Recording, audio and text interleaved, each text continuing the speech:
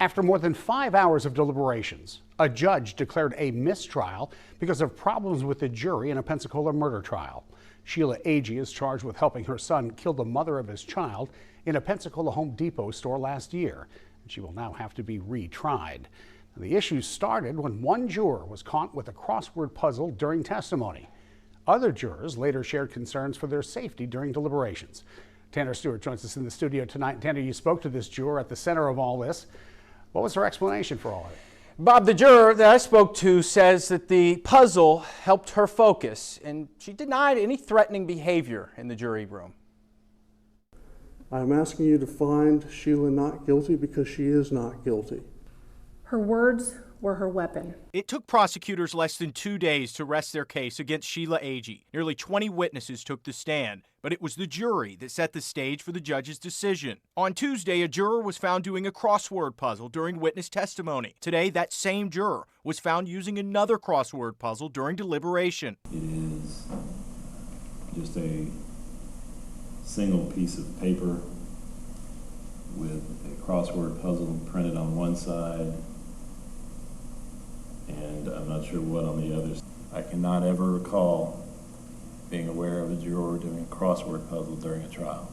The judge later called jurors in one by one, asking if they felt safe to continue after concerns were relayed to him from security. The issues hindered the trial beyond repair. And because of that juror, I find that the defendant cannot receive a fair and just verdict with this panel, and I have no choice but to grant the defense motion for a mistrial. One juror agreed to speak with me after the trial. Sallie Sue Smith admits she was the one with the crossword puzzle. Well, I didn't know that was a bad thing.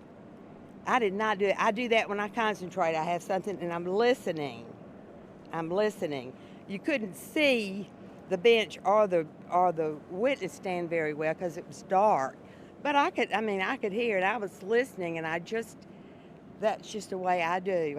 I just do that. And I had no idea. And then when they told me that I wasn't supposed to do it, I stopped. And then today, when we went in the jury room, I had another crossword puzzle. Smith didn't say what her decision was on a verdict, but did tell me she felt like the lone voice. She denies any threatening behavior. It became obvious to me right away that I was in the minority, like a minority of one against 11 people. I do have a loud voice, but I was being shouted down by a lot of people, so that's what happened. Do you feel like anyone was threatened in the jury room? Oh, Lord, no. Nobody was threatened.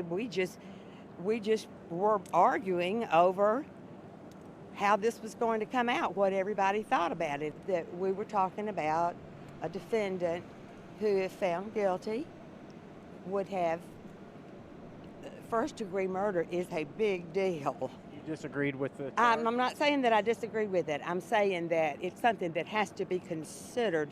You don't just lightly consider a first-degree murder charge. You think about it, you talk about it.